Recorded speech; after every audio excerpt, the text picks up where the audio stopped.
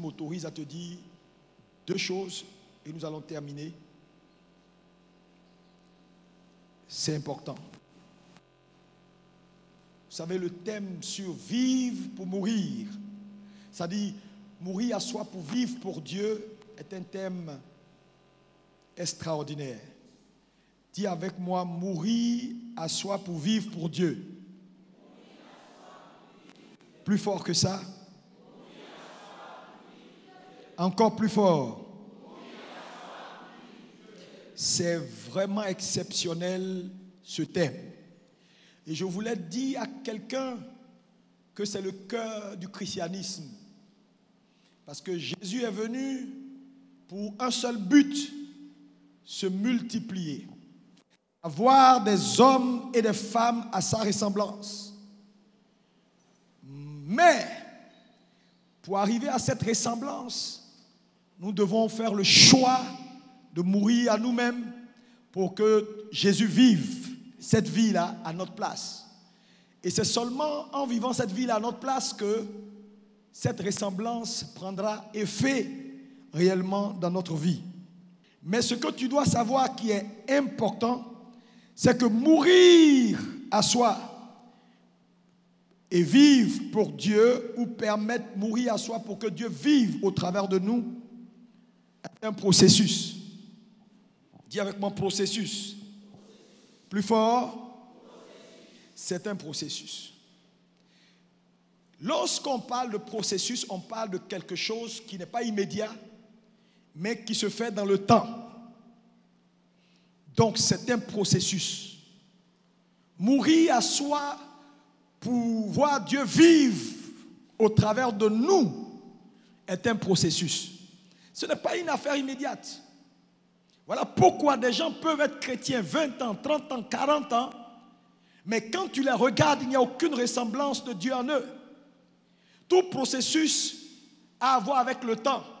Le problème avec le processus, c'est que, ou le problème avec le temps rattaché au processus, c'est que lorsque tu décides de vivre une vie d'obéissance, tu peux raccourcir le temps rattaché à ton processus ou éventuellement rallonger le temps rattaché à ton processus. Et le problème de beaucoup d'entre nous, c'est que la désobéissance ou la vie de désobéissance fait que, bien que ce soit un processus, ça fait longtemps que ça dure. On ne voit pas le bout du tunnel parce que c'est seulement l'obéissance qui raccourcit le temps du processus. Voilà pourquoi Israël a fait 40 ans dans le désert. Non pas parce que Dieu n'avait pas la capacité de les amener à Canaan en 3 jours, mais leur désobéissance a rallongé le temps de leur processus de transformation. Et donc, mourir à soi pour vivre pour Dieu est un processus. Dis-moi Amen. Ça veut dire, ce n'est pas demain matin que tu vas devenir complètement celui que Dieu a toujours voulu que tu sois. Mais il faut que ça commence quelque part. Et un élément important également que je veux que tu saches ce matin, c'est que dans le royaume de Dieu, tout résultat est fonction d'un processus. N'oublie jamais cela. Dans le royaume de Dieu, tout résultat est rattaché à un processus. C'est-à-dire tout résultat qu'un homme peut obtenir dans le royaume est le fruit d'un processus. Cela veut dire quoi? Cela veut dire simplement que si tu comprends que dans le royaume de Dieu, tout résultat est le fruit d'un processus, alors si tu as trouvé le processus, tu auras le résultat. Parce que c'est le processus qui amène au résultat. Donc un homme qui découvre le processus, qui comprend le processus, arrivera au résultat. Le problème de l'église, c'est que l'église cherche les résultats. Va au résultat sans tenir compte du processus. Mais tu ne peux pas avoir le résultat si tu ne comprends pas le processus. Si je te présente maintenant un plat chinois un excellent plat chinois. Tu vas dire, waouh, c'est quel plat excellent. Tu vas manger. Tu dis, waouh, pasteur, c'est extraordinaire, je veux en manger demain. Le problème, c'est que tu as mangé le résultat. Si on ne t'enseigne pas le processus, tu ne pourras plus jamais manger ce plat. Mais si on t'enseigne le processus, tu sais comment faire pour arriver à un tel résultat. Donc, on va te dire, prends 2 cuillerées d'huile, 3 petits oignons, 2 tomates, tu les fais mijoter, tu attends 5 minutes, tu mets demi-cuillerée de sel, demi-cuillerée de poivre. Tout ça, c'est le processus. Tu rates un élément, tu n'auras pas le plat. Et donc, tout dans le royaume de Dieu est processus. Frère, il n'y a pas de génération spontanée. On ne se lève pas pour être un Bishop T.D. Jakes en 2 jours. Non, tout est processus. Est-ce que tu peux dire à ton voisin, tout est processus? Plus fort que ça. Encore plus fort. Alléluia. Dans le royaume, tout est processus. Donc si tout obéit à un processus, alors comprendre le processus est nécessaire pour arriver au résultat. Et depuis un certain temps, Dieu nous conduit à parler de mourir à soi. Laissez Dieu vivre notre vie afin que nous puissions marcher dans la gloire et dans la domination. Comment y arriver? Alléluia. La première chose que je vous ai dit, et ça c'est une redite, dans le processus de t'amener à la ressemblance à Christ, Dieu va te faire rencontrer un homme. Je te l'ai dit. Et donc, la première étape, c'est que la mort à soi, pour permettre à Dieu de vivre, vient par la soumission à une autorité. C'est la première étape. Dieu va te confronter à un homme. Dieu va te confronter à une autorité. Mais je vous dis, et je l'ai dit ce matin, il n'y a personne qui n'est pas sous autorité. Quand tu nais de ta mère, alléluia, dès que tu sors, c'est la sage-femme qui te prend, tu es sous son autorité. Après, te rend à papa et maman, tu entres sous l'autorité parentale. Parce qu'ils ont la capacité de te dire, tu ne vois pas ton enfant maintenant, et puis tu n'as rien à dire. Parce que dès qu'un enfant sort, c'est l'autorité de la sage-femme et du médecin. C'est quand ils te transfèrent l'enfant que l'enfant entre maintenant sous ton autorité. C'est mon enfant, je vais voir. Ça ne passe même pas.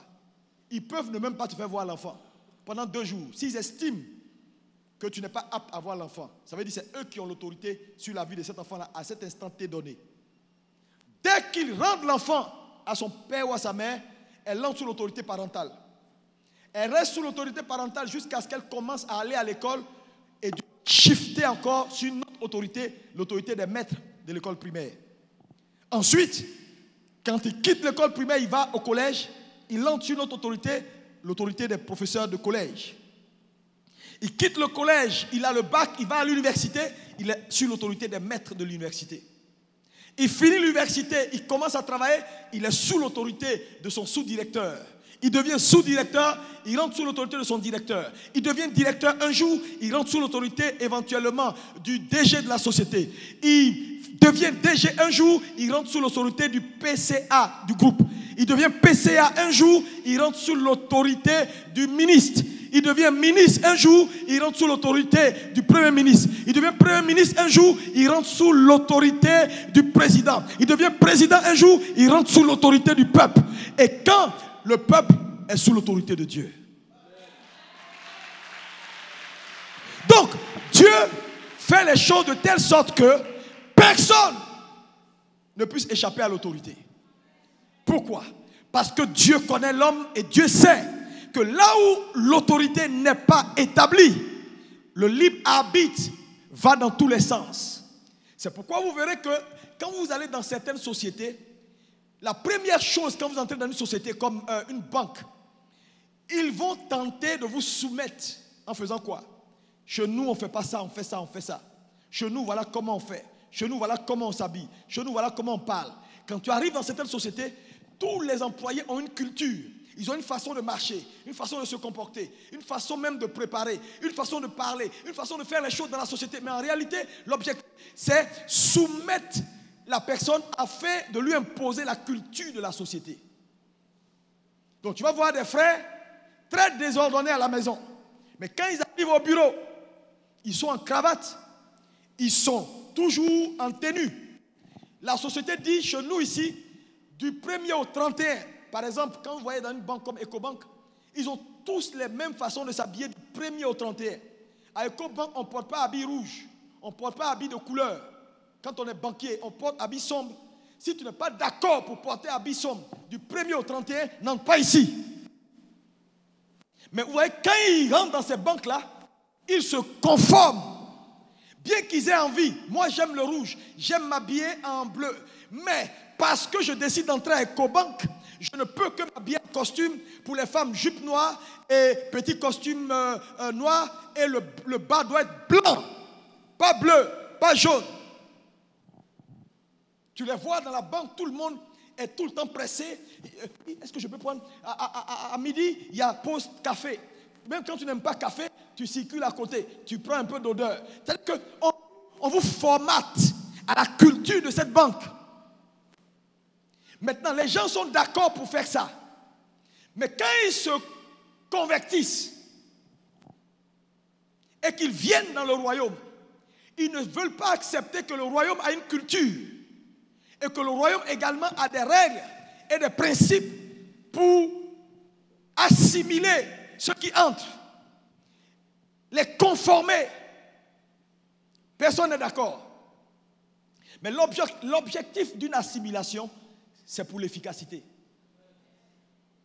Quand on vise un objectif, il faut assimiler. Tu n'assimiles pas, ça va aller dans tous les sens.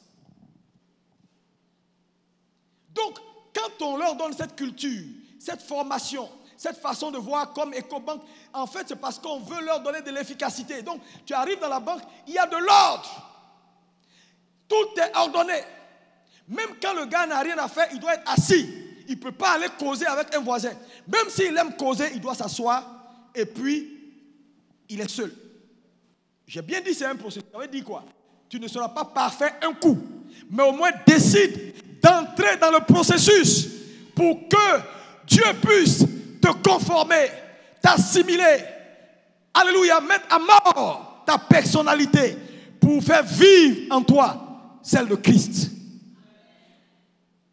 Et venir à l'église, participer à la vie de l'église, être là, toutes ces choses ont pour objectif l'assimilation. Donc la première chose, Dieu va vous faire rencontrer un homme. Si vous n'êtes pas prêt à vous soumettre à une autorité, vous n'avez pas commencé le voyage de la mort à vous. C'est clair et que ce soit net pour tout le monde. Dieu ne va pas te demander ton avis, il va te soumettre. Le problème, c'est que beaucoup de gens luttent avec ce message parce qu'ils pensent qu'on veut les abrutir. Quand même, l'affaire de Dieu, c'est la liberté. Pourquoi on veut nous forcer? Mon ami, je veux te dire, il y a des choses là, si on ne te force pas, tu ne deviendras jamais. Pourquoi quand tu vas travailler là, tu ne dis pas pourquoi on veut me forcer à porter habit, costume toujours noir, toujours noir. Le sacerdoce, comme vous avez vu, on a parlé de l'arche tout à l'heure, les sacrificateurs là, tu ne peux pas servir Dieu sans ta robe. C'est obligatoire. Tu veux t'habiller comme tu veux, tu ne peux pas être sacrificateur. Pourquoi aujourd'hui vous voulez que les choses soient comme ça? Que chacun vienne y fasse comme il veut. On ne fait pas comme on veut. Les pasteurs vous donnent la direction, vous suivez les directives. Dis à ton voisin, il faut que tu t'assimiles. Il faut une assimilation. Dis-lui ça, assimilation.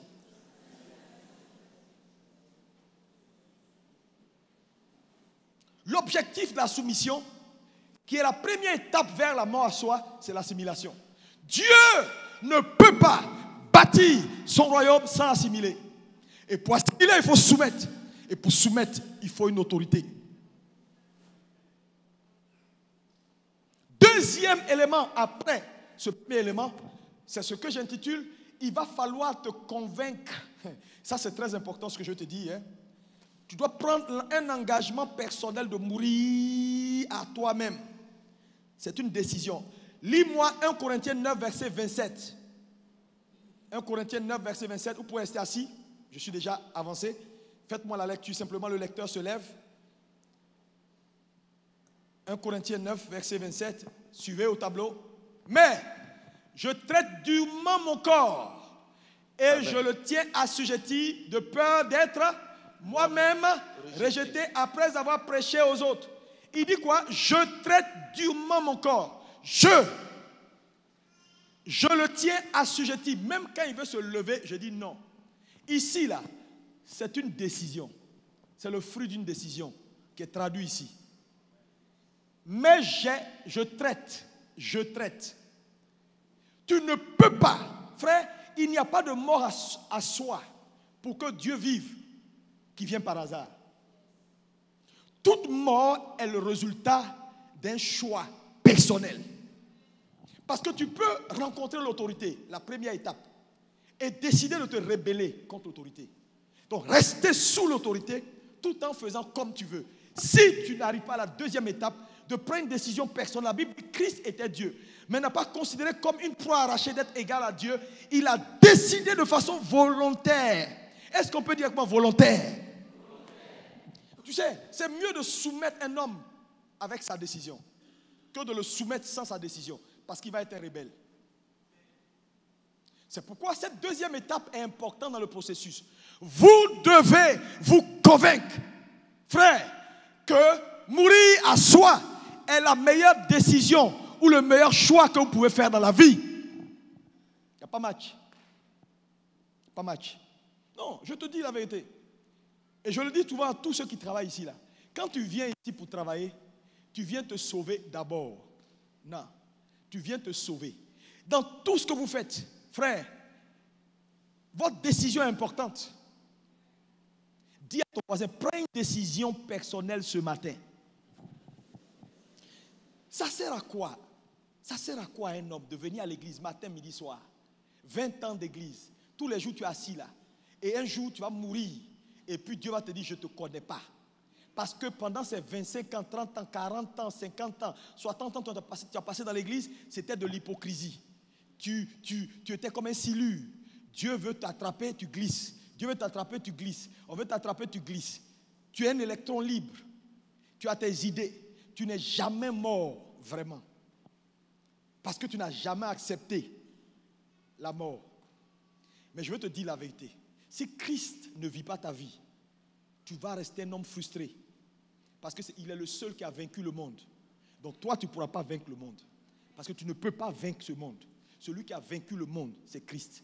Donc quand il vit ta vie, sûrement tu seras dans la victoire. Acclame bien. Alléluia. Donc, cette décision, je te demande ce matin pardon. Prends la décision personnelle, en toute conscience vis-à-vis de ton Dieu, que je dois faire le choix d'aller à la mort à moi-même. De m'abandonner, d'abandonner mes idées. Ce que je fais pour que Christ prenne le relais. Sinon, il n'y a pas de possibilité. Cette deuxième étape est importante. Ouf! On ne meurt pas à soi par hasard. C'est le fruit d'une décision et d'une réflexion poussée.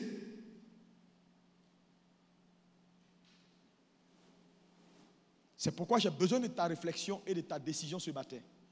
Regardez, on ne fait que prêcher depuis un moment donné. Il y a combien de gens qui ont changé? Si tu ne décides pas, tu ne changeras pas. Qu'importe les messages qu'on va t'envoyer, ça va bien sonner dans ton oreille. C'est des grands messages. Mais quand tu vas retourner à la maison, tu vas continuer à vivre ta vie. Tu vas continuer à faire les choses comme tu veux. Ça sert à quoi? Ça sert à quoi?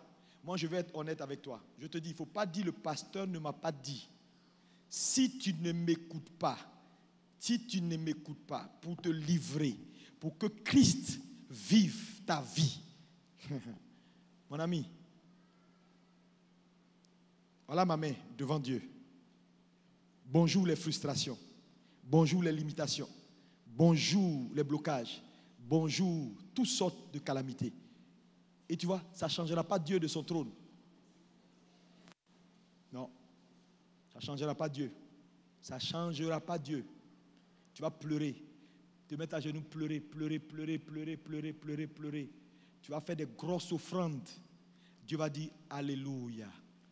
Il va récupérer ton offrande et puis il va utiliser ça pour envoyer le Saint-Esprit te parler. Là où tu étais disqualifié, il va ouvrir encore un champ pour te parler. Change. Décide de changer. Décide d'abandonner ta façon de faire, tes idées, pour t'aider. Pour t'aider. Tu es assis chez un garçon. Moi, je veux comprendre. Expliquez-moi, parce que peut-être moi je suis déformé. Tu es une soeur, tu es assis chez un garçon. Il ne t'a pas marié, tu es assis là-bas. On parle depuis là, et puis ça ne te dit rien. Tu es possédé ou bien? Non, je veux comprendre. Essaye de m'expliquer. Parce qu'il faut être possédé pour qu'on te dise les choses aussi claires. Tu es en concubinage. Il ne t'a même pas doté, rien du tout, même rien. Rien. Si c'est mon copain, si je le laisse, il va partir. Il est trop joli. Les femmes le cherchent. Qu'est-ce qui t'arrive? Non, moi je veux comprendre. Hein? Pourquoi il n'y a pas de lumière qui vient dans ta tête pour dire, ok, c'est vrai, je vais prendre la décision, au moins d'aller à la régularisation très très vite, parce que cette situation m'embarrasse et me donne des problèmes de conscience. Dieu t'a lâché ou bien? Parce que c'est quand le Saint-Esprit ne parle plus à un homme qui n'a plus de conscience. Sinon, si le Saint-Esprit continue à te parler, même à un moment, tu vas commencer à réfléchir un peu pour dire, ah mon gars, marie-moi la semaine prochaine, pardon. Parce que là, je ne tiens plus là. Marie-moi. Mais je ne comprends pas pourquoi tu es têtu.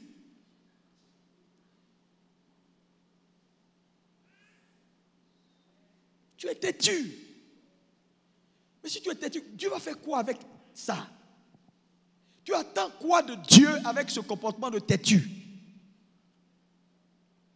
Il n'a qu'à oublier ses principes et puis venir descendre pour dire je t'ai béni, même si tu pêches, même si tu... Non, il n'a qu'à t'oublier. Ok, c'est toi le patron, non?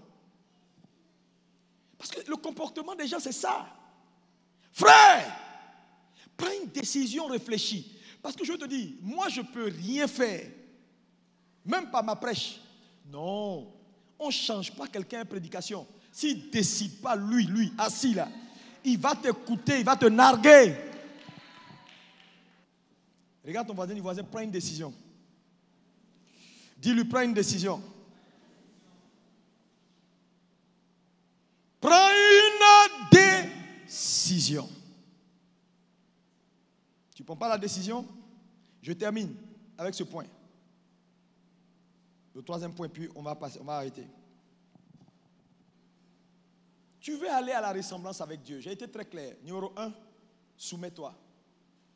C'est la soumission qui est la première étape.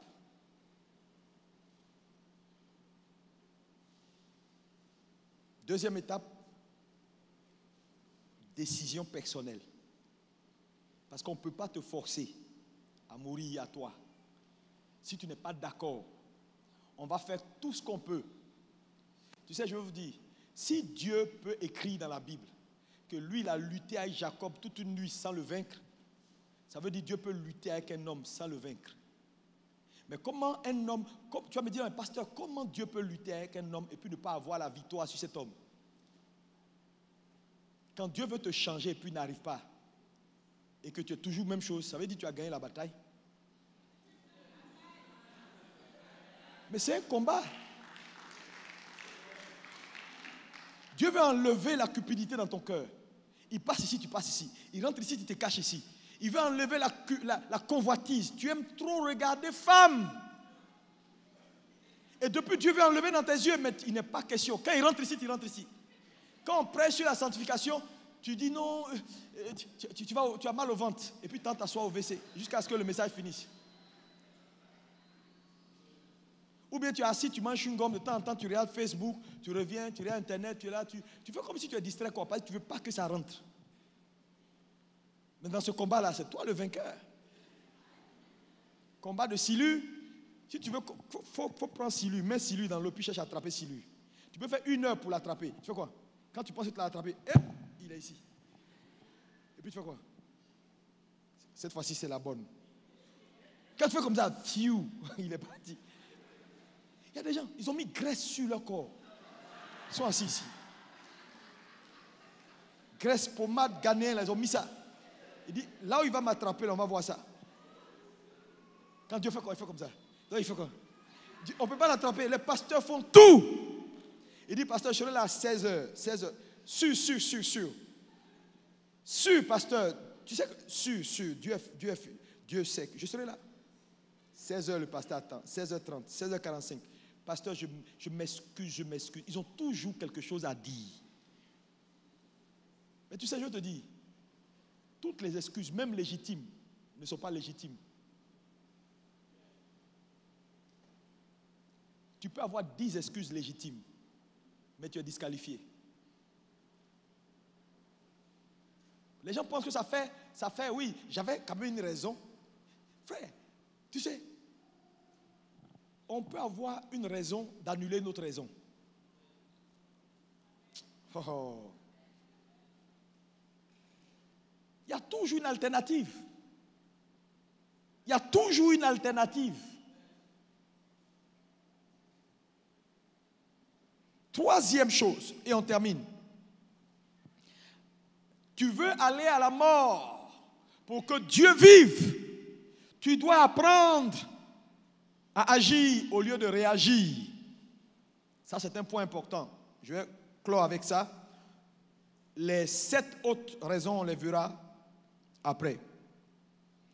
Dis à ton voisin, travaille pour agir au lieu de réagir. Le psaume 119, verset 59. On lit. Je réfléchis à mes voies et je dirige mes pieds vers terre. Encore.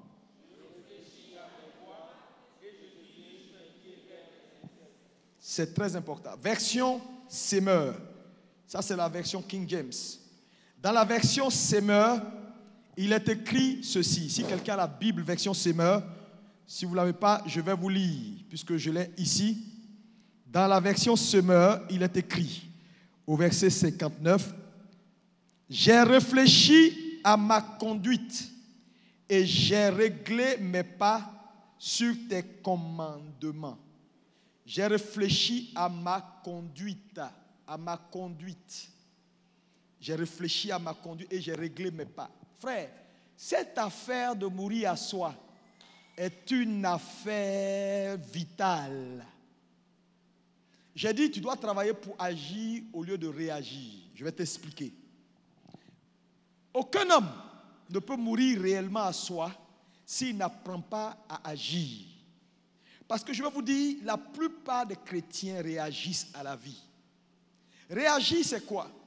Réagir, c'est poser un acte par rapport à une circonstance. C'est poser un acte par rapport à quelque chose. Donc, je réagis parce qu'on vient de m'envoyer une facture. Je réagis parce qu'on vient de me dire une nouvelle. Donc, la plupart des hommes réagissent à la vie. Le problème avec la réaction, c'est que toute réaction est spontanée et toute réaction n'est pas construite et réfléchie dans le temps. Et tout ce qui n'est pas construit et réfléchi dans le temps, on n'a pas la possibilité de faire une étude comparative pour voir si l'action que je pose maintenant est la meilleure ou elle n'est pas la meilleure. Mais une action simple qui ne répond pas à une situation donnée a eu le temps d'être réfléchie. Par exemple, la semaine prochaine, je veux faire ça. Quand je prends la décision d'agir la semaine prochaine, il n'y a rien qui me presse. Ce n'est pas en réponse à une situation que je prends cette décision. Donc j'ai le temps de m'asseoir pour faire des calculs, pour réfléchir à ce que je vais faire là. Quelle est la meilleure façon de faire? Où je peux avoir la bonne information? Qu'est-ce que je peux? Donc quand je prends une décision, j'ai pris la meilleure décision qu'on peut prendre. Donc la semaine prochaine, quand j'arrive maintenant et que je vais poser l'acte, je suis sûr d'une chose, c'est que j'ai eu le temps de m'asseoir je ne peux pas me tromper. Quelqu'un me dit amen. Maintenant, quand vous prenez le verset qu'on vient de lire tout à l'heure, il dit, j'ai réfléchi à ma conduite. Le mot réfléchi ici en hébreu veut dire shashab. Dis avec moi shashab. Plus fort. Shashab veut dire réfléchir. Mais shashab veut dire quoi? Shashab veut dire réfléchir. Shashab veut dire planifier. Shashab veut dire calculer. Donc j'ai calculé ma conduite. J'ai réfléchi. J'ai planifié. J'ai décidé après réflexion, après calcul, quelle conduite ou quel acte je vais poser. Donc, quand on agit, on chachabe ses actions. Dis-moi amen. On calcule. Ce n'est pas des choses qui viennent comme ça. Mais quand on réagit, on n'a pas le temps de chachab. On est surpris et puis on fait quelque chose. Et souvent, les hommes échouent parce que la plupart chachab, ils décident. C'est-à-dire qu'ils n'ont pas le temps de chachab leurs actions. Ils décident. Quelqu'un vient comme ça. Exemple. Suivez-moi. Tu viens dans l'église. Un frère t'offense ou t'empêche de t'épanouir dans l'église. Si tu n'as pas chachab, la réponse, tu vas mal agir. Si tu n'as pas calculé ta réponse avant. Parce que l'offense dans une église va toujours arriver. Les gens vont t'empêcher de travailler. Les gens vont être méchants avec toi. Mais ça là, c'est des choses qui sont connues. Si tu ne prends pas le temps de t'asseoir pour chachab, pour réfléchir, pour calculer, pour planifier, si éventuellement quelqu'un doit m'offenser, voilà la réponse appropriée que je calcule, que je mets en place. La meilleure réponse que Jésus à ma place aurait fait. Donc la parole de Dieu maintenant va te donner d'avoir la bonne réponse. Quel que soit ce qu'un frère me fera, j'ai décidé de ne jamais quitter l'église et puis de lui pardonner. Si c'est cette réponse-là que tu as choisie pour tout ce qui est offense venant d'un frère dans l'église. Le jour où tu entres dans l'église et qu'une soeur vient et puis qu'elle te parle mal, tu es surpris de voir la soeur mal te recevoir. Mais comme tu as déjà chachab, tu as déjà planifié, tu as déjà calculé pour une telle situation toutes les réponses ou la réponse appropriée selon que Jésus dans la même situation aurait réagi, tu appliques ce que tu as déjà établi comme réponse. Qu'est-ce que tu fais? Tu souris et tu vas t'asseoir. Si tu n'avais pas calculé, tu vas réagir. Quand tu vas réagir, tu vas te fâcher. Tu vas te fâcher, tu vas lui parler mal aussi. Tu vas sortir, tu vas commencer à te plaindre pour dire oui, voilà, c'est comme ça, les gens quittent l'église. Les gens ne reçoivent pas bien ici. Pourquoi cette soeur me parle comme ça? Elle est qui pour me parler comme ça? Parce que tu n'as pas eu le temps de chercher ta réponse.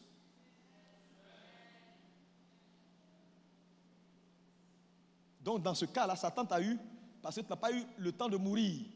Parce que Christ à ta place, qu'est-ce qu'il aurait fait? Donc lorsqu'on veut porter la nature de Christ, il est important de planifier. Je ne sais pas si quelqu'un me suit. Oh, dis-moi un bon amen. Par exemple, tous ceux qui conduisent les voitures savent que très souvent sur la route, les gens sont énervants.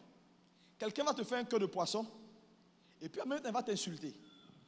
Et souvent, c'est tellement énervant que tu le poursuis à ta voiture pour lui parler mal et je te fais la même chose aussi. Donc, tu es tenté de rouler vite, aller vers lui et puis couper devant lui aussi et puis lui faire quelque chose qu'il ne va pas aimer.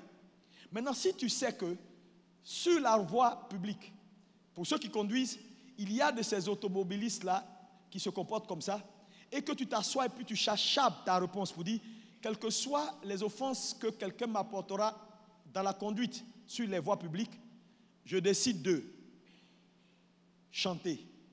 Je chanterai de tout cœur les merveilles de mon papa Yahweh. Il m'a sauvé des ténèbres, il m'a délivré, je ne peux plus répondre. Mon papa est fidèle. Et te voilà après le culte. Tu prends ta voiture et quelqu'un vient, il fait vous, et puis il t'insulte, oh quitte là. Et puis quelque chose veut se lever en toi. Et tu te rends compte que pour telle situation, tu as déjà planifié la réponse appropriée. Donc tu prends la réponse et puis tu commences à faire « Je chanterai de tout cœur ». Et puis tu t'en vas à la maison. Donc dans ce domaine-là, Christ a pris vie.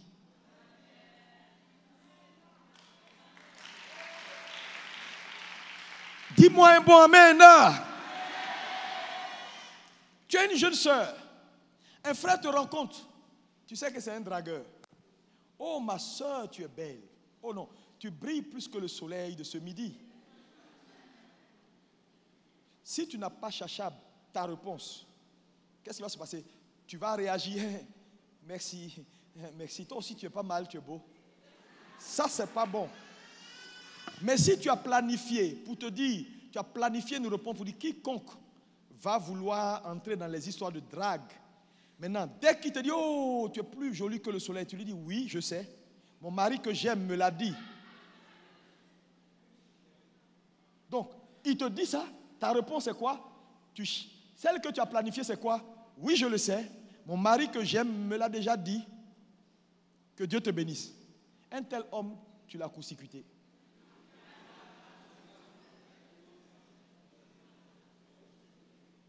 Non.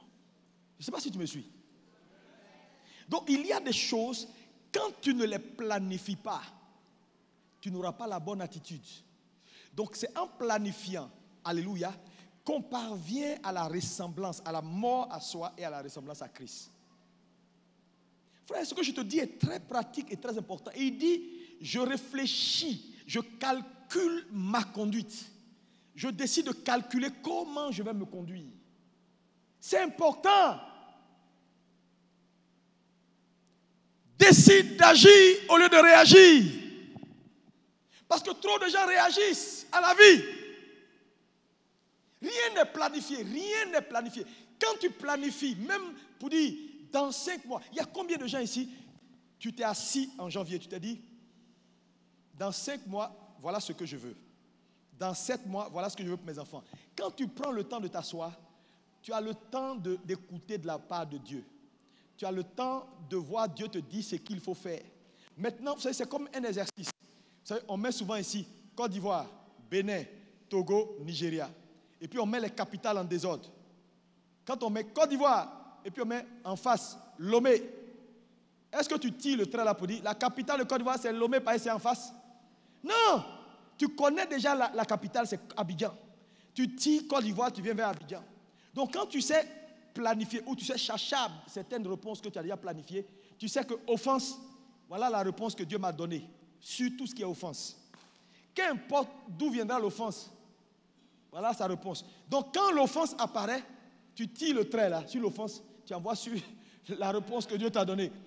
Quand c'est quelqu'un qui veut te faire aller dans la désobéissance à la voix de Dieu, ça là, j'ai déjà chachab cette réponse là dans la prière. Et puis tu mets tant. Quand il se lève, tu tires, tu colles, sans réfléchir. Sans réfléchir. Donc un tel homme a calculé d'avance comment il doit agir. Donc ce n'est pas la situation qui détermine sa réaction, mais c'est lui qui a déterminé la réaction appropriée qu'il donnera à la situation. Voilà comment on meurt.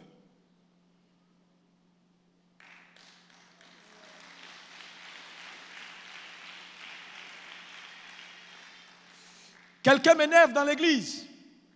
Je suis sur le point d'être fâché. Quelle réponse je décide de mettre en face de l'offense? Si j'accepte cette réponse et je la maintiens, jamais une offense ne peut me déstabiliser. Ou jamais une offense ne peut sortir de moi ce que Dieu veut faire mourir.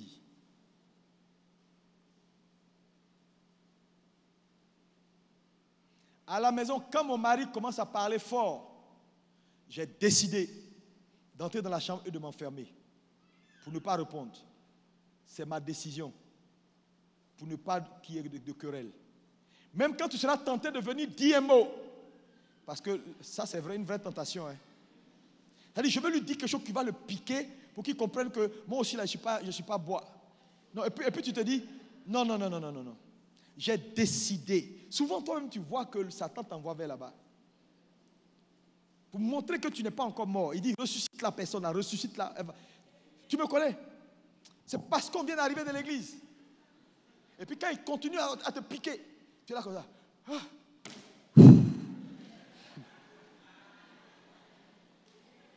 Et puis ton pied tremble comme ça. Faut quitter là. Mais si tu n'as pas planifié, tu ne vas pas quitter là. C'est plus fort que moi, c'est pas plus fort que toi. Tu n'as pas encore quitté. Quitte là. Va. Si tu as déjà chachab, tu vas, tu t'entres dans la chambre, tu fermes la porte, et puis tu restes là-bas, il va parler seul jusqu'à... Et puis c'est bon. Quand tu ressors, tu as la victoire.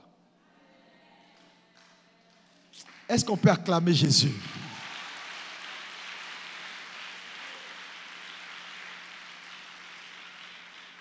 Nous réagissons trop à la vie. Qu'est-ce que tu veux voir ta vie devenir dans 5 ans? Frère, il faut planifier. Si, par hasard, Satan t'envoie tel truc, quelle est la réponse? Si Satan, vous savez, moi, offense, j'ai déjà planifié ma réponse. Découragement, pour dire, Dieu ne t'exauce pas, oui, cette affaire-là même, on ne sait pas si ça marche. J'ai déjà ma réponse que je donne à Satan tous les jours. Miracle, j'attends quelque chose et puis ça ne vient pas. J'ai déjà ma réponse pour ça. Frère, si tu ne planifies pas, ce n'est pas une affaire, c'est pas un jeu, je suis en train de te dire, c'est sérieux. On va venir t'annoncer que, oh, c'est fini. Et le médecin lui-même avec son truc là, stéto, il met dans sa poche. Bonjour madame. Bon, vraiment, on a tout fait, mais ce n'est pas possible. Si tu n'avais pas une réponse, ton cœur va se couper. Ton sang va circuler. Ta tension va monter ou ça va descendre. Tu vas commencer à chauffer. Le temps de te rattraper. Tu as commis une gaffe en passant. Il y a des gens ici, ils ont commis des gaffes parce qu'ils ont réagi à une situation. Ils n'ont pas pris le temps de réfléchir.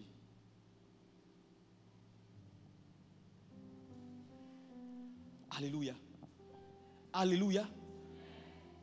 Il y a un pasteur, lui, il a chachab quelque chose. Il dit, lui, toute femme qu'il voit dans sa vie, qui n'est pas sa femme, il la considère comme une fleur et puis sa petite sœur. C'est tellement resté dans sa tête que quand tu commences à faire, il te regarde comme ça. Puis il te parle mal. Tiens, sa petite sœur. Il te parle mal et puis il continue sa route. Il ne te voit même pas parce qu'il a déjà une réponse qui est calée, c'est dans sa tête, c'est bloqué, c'est dur, ça ne peut pas changer. Donc, vraiment, quand il te montre que ça ne peut pas changer, très souvent, les gens essaient quand ils pensent qu'ils peuvent. Sinon, quand on sait qu'il n'y a pas d'espoir, est-ce qu'on essaie? Donc, c'est important de chachab. Dis à ton voisin, il faut chachab. Une réponse. Quand tu vas aller à la maison aujourd'hui, là, c'est exercice. Faut mettre 1, 2, 3, 4, 5, 6, 7 des situations qui viennent. Et si tu es un homme, ça va venir. Et trouve les réponses appropriées bibliques. Et travaille sur ces réponses-là et intériorise-les, accepte-les. Tu ne vas plus réagir. Tu ne vas plus réagir à la vie. Tu ne vas plus réagir aux factures de la maison. Parce qu'il y en a aussi comme ça. Ils vivent comme ça. Et puis après, il dit, donc la facture de l'eau est venue. Maintenant, ils sont là. Après le culte. Bonjour, tonton. Oui, mon frère, ça va? C'est le frère Paul. Je suis dans le service d'ordre. Non, je voulais te voir. Pendant qu'on priait, le Seigneur m'a dit, après, de passer te voir. Ah bon? Il y a quoi? Vraiment, il faut que tu... Ma facture, le courant, et puis l'eau. Et puis ce n'est pas des gens humbles. 350 000. Toi, tu as courant et puis l'eau, 350 000. Même le tonton, là, pour lui, est 200 000. Tu vois, les gens qui ne sont pas intelligents, ça fait pitié, hein?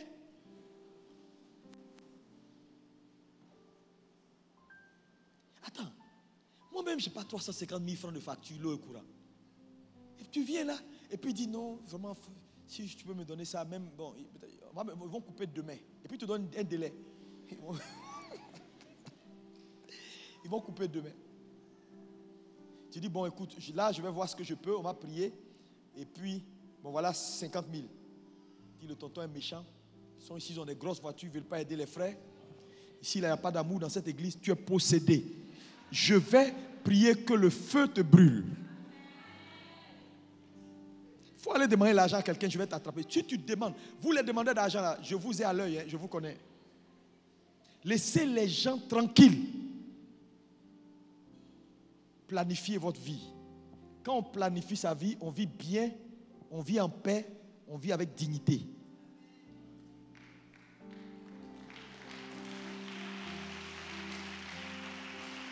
Même Dieu a planifié le salut. Il n'y a rien qui a surpris le Seigneur dans le processus du salut. Tout était chachable d'avance. Et Jésus l'a dit. Tu peux pas bâtir une tour sans t'asseoir pour faire des calculs. Frère, tu veux être à la ressemblance de Christ, tu dois faire des calculs, tu dois commencer à travailler. Frère, c'est un travail difficile, c'est un processus. Tu dois te battre chaque jour. Tu dois dire, moi, de toute façon, je suis planté là, quel que soit ce qui arrive, on ne peut plus me déraciner. Et puis ça là, tu as déjà planifié ça. Qu'importe la situation, compromission, tiens 1 milliard, et puis laisse ça faire, tu ne vas pas entrer dedans.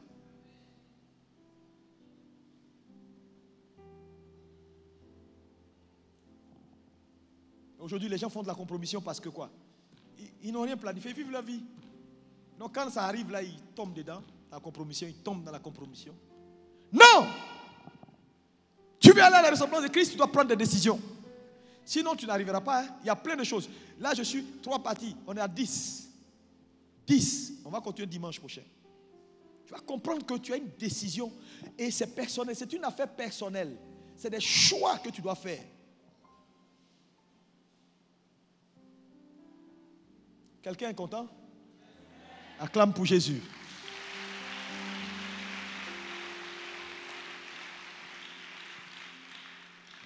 L'église est la maison du Seigneur. L'église est le lieu de la transformation.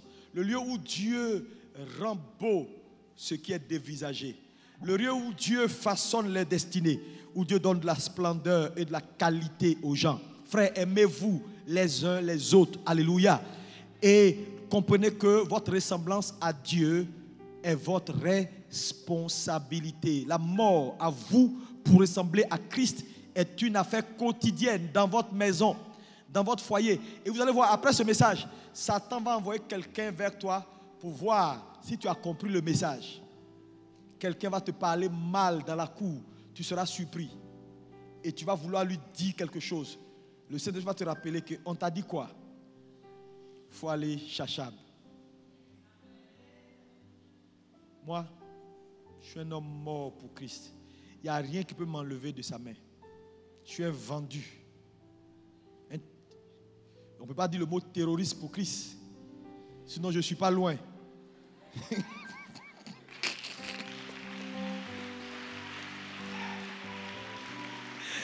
Alléluia.